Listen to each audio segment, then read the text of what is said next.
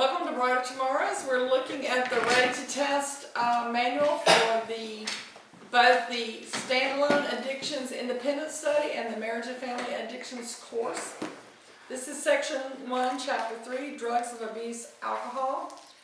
At the beginning of each of these chapters on the different drugs, there are some italicized points that will show up on the test. 1, it's a central nervous system depressant. If you are asked for the most addictive drug, it's tobacco. If you're asked for the most abused drug in our society, past, present, and future, it's going to be alcohol. If you're asked for the most abused illicit or illegal drug, it's going to be marijuana. Alcohol can cause intoxication, unconsciousness, in some cases death. It's as potent as many illegal drugs, can be potentially fatal when mixed with other drugs. Remember, the framers of this test understand alcohol addiction to be alcohol and other drugs. It can cause severe damage to the developing fetus. Drinking and driving are a particularly dangerous mix. Impairment occurs long before legal intoxication, but it is treatable. Alcohol is the most widely used, most widely accepted drug known to mankind. They give you the chemical formula C2H5OH, carbon, hydrogen, and oxygen. It's possible it would show up on the test. If it did, it would be one question. It's not a deal maker or a deal breaker, but it's there. What is there is ETOH. You may see them refer to the test on the test as ethanol or ETOH or alcohol.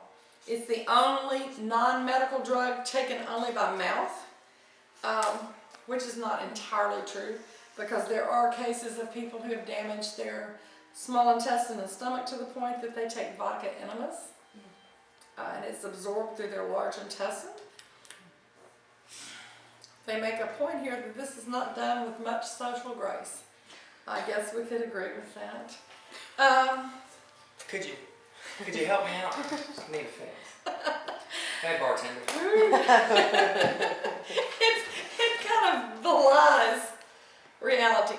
And you know, if you do have someone who is ingesting alcohol by enema, you have someone who is so far past addiction and chronicity that they need supervised medical intervention anyway. Yeah, I believe that some girls do that in college. They'll soak it in a tampon, but you can actually die because it's so much absorbed. It's so much. And you have kids that are doing the alcohol shooters in their eye. And what happens with their eye becomes very, very inflamed and infected. I don't know how. Selection, I mean. Well, you know, LSD used to go when it was California Sunshine. They would pop it in their eye. And there is a way to Okay.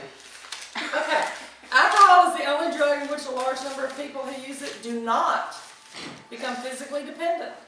10% of the drinking population are dependent on alcohol, about 15 million people. This test loves some of these small statistics. There's some statistic somewhere that says 90% of the drinkers only consume 10% of the alcohol, and 10% of the drinkers consume 90% of the alcohol. I don't know that that's a real statistic, but it does make the point. By definition, a drug is something that alters the normal course of body functioning. So that's legal drugs, it's antibiotics, it's prescriptive drugs, but when you get into psychoactive drugs, it not only changes the way the body works, but it alters mood, emotions, and psychological processes. Alcohol being a depressant changes the physical body, slows the heart rate, slows breathing, puts various body systems to sleep, causing them to stop functioning for a period of time, depresses some of the activities of the brain. It's the only drug that contains calories, which makes it high risk for people who are already diabetic. Many late-stage alcoholics suffer malnutrition because they get the majority of their caloric intake from alcohol. Then it goes into types of alcohol: beer, wine, and spirits. The big deal with that you need to know for the test. Is that champagne? No, it's liquor. Yeah. That's old school name for liquor. I didn't know. Yeah. By the spirit. What does it say about beer for the test? I think it says something that beer is somewhere between, Is it a statistic? it is, 3 to 6% alcohol, 4 to 6% alcohol. You'll kind of determine when you're looking at it, because they're not gonna Some give of you them are heavy. choices. Well, there's some beers that are as high Right. as 8. There are. I mean, But it for the just- purposes of the test, they're gonna kind of Yeah. stick. They're not gonna With stick. these three- They're not 3 to thinking so much 6%. like malt, Schlitz malt liquor bowl, you know, or I was- huge. the high octane Right. craft beers. Yeah. All right. So, but with the test, it's gonna have multiple choice answers to see if you can figure out that beer is the lower level of concentration, wine is somewhere in the middle, and liquor is at the top. Wine, I think they're saying is, and I'm looking at these statistics because I think in another part of the book they change it a little bit, but wine is somewhere between 10 to 14%. The alcohol content in liquor goes up, they're thinking like 40 to 50% or 80 to 100 proof. When you're trying to determine proof, if they ask you to do this on the test, proof is twice the alcohol content. No distilled beverage can be 100% pure because pure alcohol is toxic and it will dilute itself from the air, at least down to about 98%. The little box on page 41 says the belief behind the use of the term proof that came because to determine purity of the rum, they would mix gunpowder in it and ignite it. Poor quality rum had more water and less alcohol, so it would fizzle. If it boomed, it was a better batch of rum. Okay, this is what I was looking for from page 42. They talk about what standard drinks are. And they do differentiate between the fact that you can have a standard for alcohol because alcohol is mass produced and is regulated by the government. You can't have a standard hit of an illegal drug because you don't know who manufactured it. You don't know precisely what you're getting or what it was cut with or mixed with or how it was grown or what the... It's like a Wonder Ball. It is. It's just Remember that song? it's a crapshoot. So, one 12-ounce can of beer with 4% alcohol content is considered to be a standard drink. One 4-ounce glass of wine with 12% alcohol content. And one mixed drink of liquor, 1 1/4, sometimes on the test they'll say 1.5 ounces of 40% liquor, 80 proof. This is in that alcohol case management thing too we have. What is that called? Probably really detailed. They may ask you about the different kinds of alcohol. Ethyl alcohol is the only one that you can drink. Methanol is wood alcohol. Isopropyl is rubbing alcohol. Butyl alcohol is used in tanning products. Denatured alcohol is used industrially as a solvent. That doesn't mean that you do not have people sometimes that are in desperate shape. Can you filter Just through people- bread and Ma'am, Didn't they you do say- sometimes filter it through bread, yeah. but you do have people who drink it. My Uncle Pete drank isopropyl. How did it work for him? He did. Okay. There you go. Basic definitions, page 43. Alcohol use. I'm consuming it socially, ritualistically. I don't know precisely what that means. It's kind of like happy hour. Misuse. Misuse is characterized by unintentional or inappropriate. Bear in mind, DSM-5 does not differentiate between these two. They go mild, moderate, severe, chronic. So when you're looking at these things, use and misuse, think mild. But it's unintentional or inappropriate. I didn't mean to drink as much as I did. I didn't mean to do quite what I did. A couple of glasses of wine, aid in digestion, can have some medical benefit. 2 drinks before bedtime can aid sleep, the sleep cycle. More than that sometimes will interrupt the REM cycle, the dreaming sleep. Alcohol abuse, think moderate for DSM-5. Deliberate and or unintentional use, which results in degree of physical, mental, emotional, social impairment of the person's family, or society. So And they differentiate too between who can drink legally. If you drink legally, it can be used or misused. If you drink and you're underage, by definition, it's already abuse because it's not your legal You're not supposed privilege Yeah. to do so. Many people who drink socially have some tolerance. They're able to drink with seemingly no adverse effects. Legal intoxication is the level of alcohol in the system that society deems unacceptable to be driving or out in public. Right now, it's understood to be 0.08 BAC, blood alcohol concentration. You may see BAL, blood alcohol levels. If you see BRAC, which I don't think that's on the test, it's breath. Going into alcohol dependence where you're looking at severe in DSM-5, psychological and or physical need, characterized by compulsive use, tolerance, and physical dependence manifested by withdrawal syndromes. Remember, DSM-5 does not only indicate this based on tolerance and withdrawal. So if we need to review that, if we would need to review the DSM-5, do we only need to focus on the substance abuse part of DSM-5 for this test? Substance use. Substance use disorder, mild, moderate, severe. So only, that would be the only really thing I need to focus on. That is true. And how it matches up with the DSM-4 terms, right? Okay. Okay, looking at page 45, the history of alcohol, this is more for your reading. It's older than mankind. It's kind of how it came here. The fact that prohibition was an effort to control people's use. More people used alcohol during prohibition than any other time in history. And also alcohol was involved in many patented medications. Even today, Listerine, people who have no money, if you can stand it, you can drink the bottle of Listerine, other mouthwash, and get this sort of high alcohol content.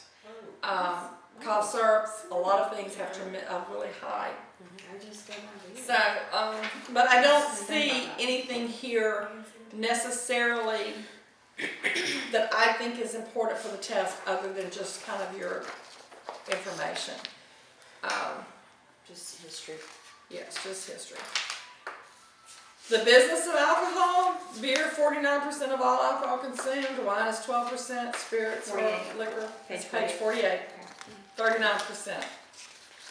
Okay, but when you get over to page 49, we pick back up on things that are important for the test. The acute effects of alcohol, absorption. Once you swallow it, and it goes into your esophagus and down into your stomach, the process begins. Even though it contains calories, there's no digestion process needed. 20% of alcohol consumed enters through the walls of your stomach. Has something to do with why people develop ulcers, depending on tremendous use. Mood and emotions affect your digestive process.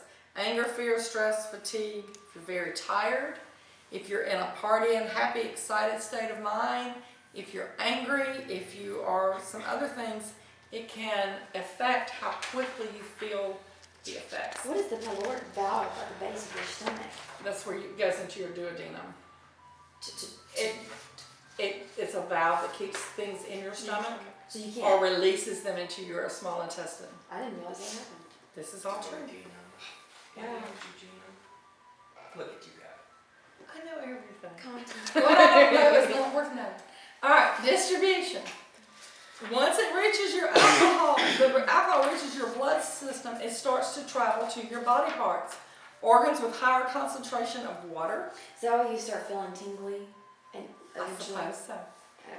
Your brain, your kidney, your liver, your lungs are going to reach the same blood alcohol concentration of your blood very rapidly because of the water content. Your lungs because you're breathing, your kidneys because that's where urine is stored. Anything that has a high water content. Intoxication occurs as the BAC, blood alcohol concentration, increases faster than the body can remove it. If you drink it faster than you can get it out, you're going to get drunk. You're going to get intoxicated.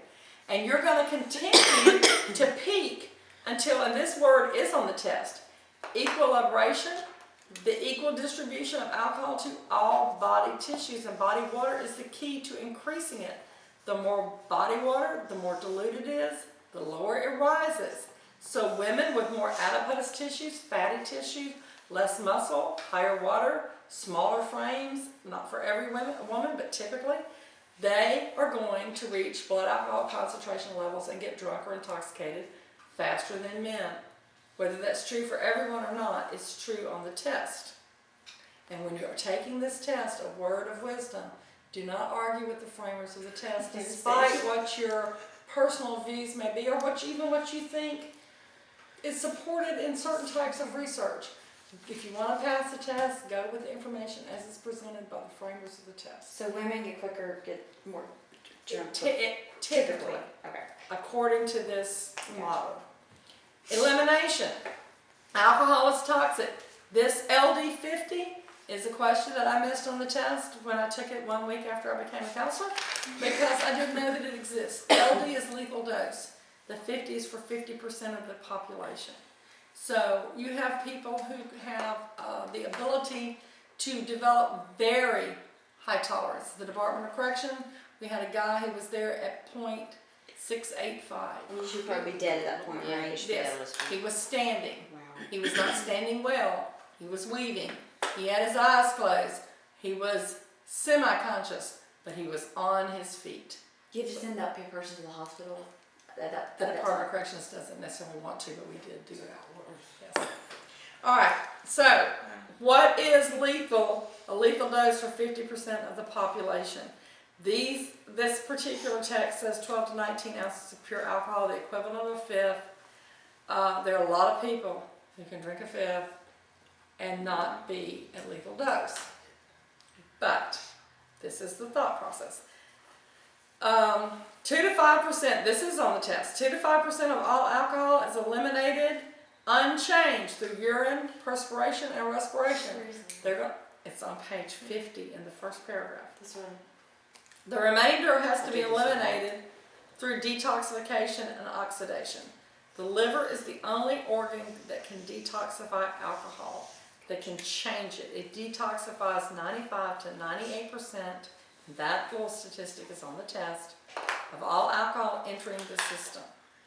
So the liver gets 95 to 98%. The metabolic rate is about 1/2 ounce of ethyl alcohol per hour. Basically, 1 drink leaves your body every hour. If you drink faster than that, your body can't metabolize it, or most people's body cannot metabolize it. As you can tell, I don't like to have all absolutes because I've seen a wide range. I've seen people who have gotten drunk on half a beer. I've seen people who can drink, folks under the table. So, looking at your little box on page 51, detoxification, the definition. The process of making chemical substance non-poisonous. I would not worry about all this chemical formula. Oxidation, the process in which oxygen is combined with a chemical substance creating heat. So when you drink alcohol, what happens? It heats. That's why you You get hot. You get a beer But it's jacket. actually a false sense of heat because your It is. body temperature actually lowers, but you Right. feel hotter. It leaves your extremities and the heat surrounds your internal organs. But you definitely feel. So we don't need to know warm. this chemistry. You need to know the two definitions. Detoxification. And the oxidation part. Right. Acute physical effects of alcohol, it does two things. It irritates and it sedates. It's a depressant drug, not a stimulant. That is confused because at the beginning it does have a stimulant type Just give it effect, a minute.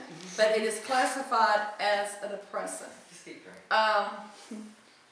So let's turn to page, looking at page 52, the digestive system. The lining of the gastrointestinal tract is irritated. If you know that, you probably know Right, everything you they're know going to that. ask you in that. Heart and circulation. It increases your heart rate and your blood pressure initially, and then it begins to sedate the heart muscle. It can cause irregular heart rhythms that can be detected on EKG. This is on the test. There's a thing called holiday heart syndrome because they have people going in the emergency room thinking they're having a heart attack, and what's happening is their heart's been sedated. The cardiac system has been sedated because they're drinking Really? excessively, yes. Moderate doses dilate blood vessels on the surface layer of the skin, causing reddening or flushing, as well as rapid heat loss from your extremities. So you are, even though you feel warm, as Jordan pointed out, you're at high risk for frostbite, or if you're homeless, hypothermia. Each time you drink, red blood cells get killed off. This little bottom piece at the bottom of this chapter is on the test. So you kill them off, right? And their body's absorbing and reusing them, making new blood cells. However, if you do it faster than the body can regenerate, these little dead cells begin to aggregate in small vessels, particularly the capillaries, and they slow or stop circulation to some of the smaller vessels. It causes damage to nerve endings, the heart and muscles, and this condition is called sludge. I feel like it's It's irreversible. No, this is when their circulation, their circulatory system is damaged by a conglomeration of red blood cells that they weren't able to do anything with it. You're going to see this The with shakes people, are like dehydration, I guess. right? Okay. But you're going to see this with people who have a long-standing history of drinking. The endocrine system, the pancreas, insulin is secreted to control the level of blood sugar. You're putting alcohol in that has sugars in it with an irritant effect. So your pancreas releases additional insulin, creating hypoglycemia or low blood sugar. Sweating, nervousness, weakness, confusion. So you're not only becoming intoxicated, but you may be having hypoglycemic episodes. Then the liver begins to try to supply your body with glycogen, the type of sugar used by the body, and the fat cells begin to accumulate, and then you can flip the switch and go to hyperglycemia, where you have too much blood sugar. You'll see increased activity, bizarre behavior, cotton mouth. If the person is diabetic, they go into a coma or into death. Okay. This makes me never want to drink. You go to the bathroom much more often. The pituitary gland releases its hormones, and then you have a trigger to void when you have very little urine because you're becoming dehydrated. Oxytocin is inhibited, which is That the explains hormone in women that's responsible for stimulating contractions of the uterus. Alcohol lowers testosterone by inhibiting production, as well as causing the liver to remove testosterone more rapidly. In the central nervous system, it affects the effects on the brain. The autonomic systems, as each level is affected, the level below begins to take charge of the body's control, and you have somewhat of an anesthetic effect. Looking at the box on page 55, the functional levels of the brain. First thing to go as you get intoxicated is your intellectual capabilities. The emotions, kind of the crying jags or the anger. Motor functions, the staggering. Semi-voluntary, then your involuntary, and then your vital functions. As those things happen, when you get to the semi-voluntary down to the vital, you are putting yourself at risk of death. So the intellect, our reason, our moral codes, our inhibitions, our emotions, Are they going to ask specific questions about each function? they may. That's why I'm just going over it. The motor function is pretty similar, pretty easy. You get to staggering around, you fall, you can't drive as well. Semi-voluntary, swallowing, blinking, those things, salivating, our eyes becoming very dry, our mouth becoming very dry.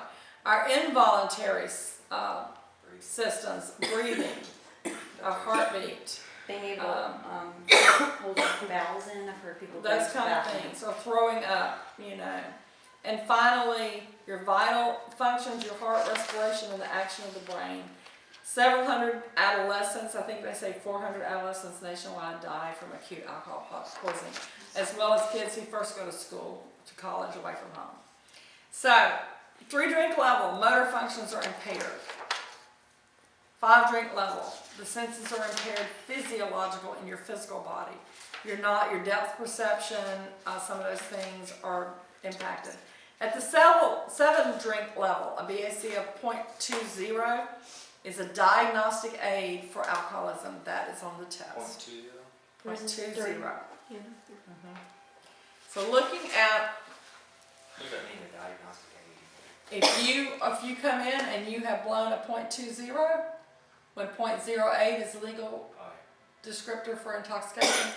All right, so if you look at the whole drinking and blood alcohol levels, 1 drink, no overt physical effects.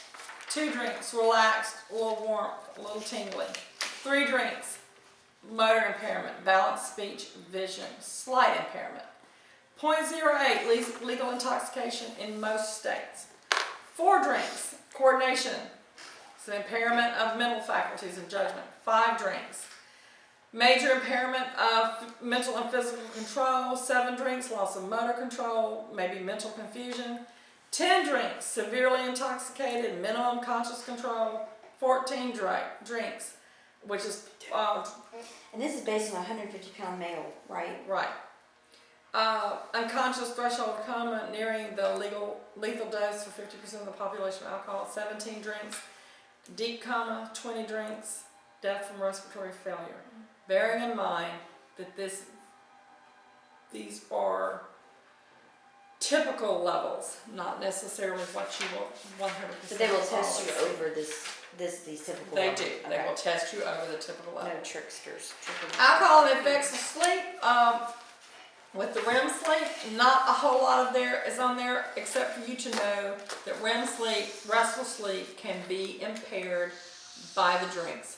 You can also have nightmares, night terrors, and if you drink enough, you can have daymares, disturbing nightmare-like visualizations, causing panic attacks. Blackouts. Blackouts occur at the addiction or the severe or the chronic level, depending on which DSM manual you are referring to. Blackouts do not mean you're unconscious. You are up. You're an automaton. You're robotic. You're doing things that you do not remember, that your friends tell you about later. Okay. Case in point was the guy who was with his friend, drove home. He had a guy wire on the telephone pole. His friend was decapitated because he had his head out the window throwing up. The guy goes in, he parks his car, he goes upstairs, and he's in prison now. And the mentality was that he was so cold-hearted.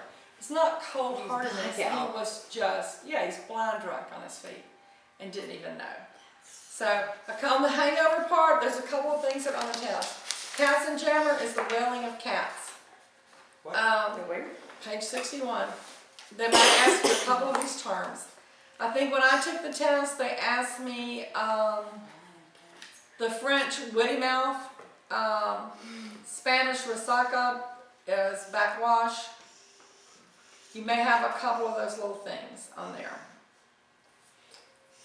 Dehydration, hangovers are the accumulation of acetaldehyde, a metabolite of ethanol, dehydration of the tissues, poisoning due to tissue deterioration, depletion of important enzyme systems. Dehydration has a lot to do with hangovers. It's significantly connected to hangovers. On page 62, they talk about congeners. Congeners on the test. Where's that conjurer? At the beginning of 62. Congeners are natural products of fermentation and preparation products, and many of them are toxic. So beer only has a 0.1% congener level. Wine has a 0.4%. Liquor has 0.1, 0.2. So if you're drinking gin and vodka and scotch, you're going to have a higher concentration of congeners. The hangover could be considerably more. The higher your blood alcohol level, the more likely you are to have a hangover. And bourbon drinkers are more likely, brown liquor, to have a hangover 2 out of 3 times than vodka drinkers because it's white. Whether this is totally true or not, it is Because of swipe. highlighted. No, clear liquor versus dark liquor. Yeah. Sounds like a myth, but. Right. And they tell you that you throw up. What do you do to treat a hangover? The answer for the test is you do not do any of these little home remedies. You understand that it just takes time for your body to Hydrate, metabolize. carbs, shower. Yes. Yeah. A shower is always good. Yes. Looking at alcoholism on page 64, on the definitions, they give you several different definitions. Oh, wonderful. It's fine for you to know what they are. They give you the American Psychiatric Association. Well, the they World confuse Health- you on the test and say, you know how they kind of do on the NCE, you have to know what they're talking about in one section, like the developmental or. I'm going to tell you the one that's on the test. Okay. They give the World Health Organization, they give the Alcohol Anonymous, Dr. Silkworth, the American Medical. One there's two on page 65 from the American Medical Association. That's the one you need to go with, because the framers of this test understand alcoholism to be a disease. Okay, it's a disease model. Alcoholism is an illness characterized by preoccupation with alcohol, loss of control over its consumption, leading to intoxication or chronic drinking, progressing with tendencies to relapse, associated with physical disability and impaired emotional, social adjustments as a direct consequence of persistent affective use. But when you're looking for the one on the test, it is the one in the middle of the page on 65. Alcoholism is a primary chronic disease with genetic, psychosocial, environmental factors influencing the development and manifestations. These are the important pieces. It's primary, chronic, genetic, psychosocial, environmental.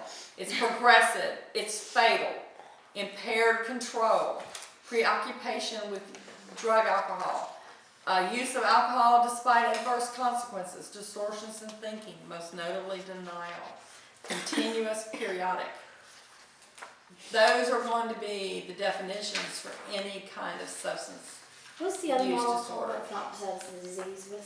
There's another model. There's a biopsychosocial There model. we go. Okay. Then they go over on page 65 and 66. They tell you what primary means. Number one, disease is an involuntary disability.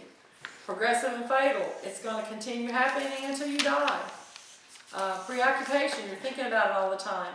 Adverse consequences, you lose your family, your job, your health, your freedom. Denial, don't even know I'm lying. That's what denial is.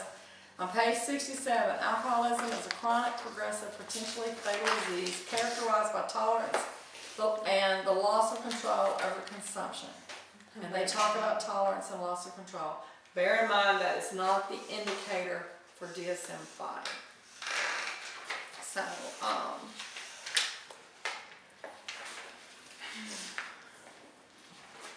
I think we're going to stop here because chapter 4 is quite long, and we will regroup on chapter 4.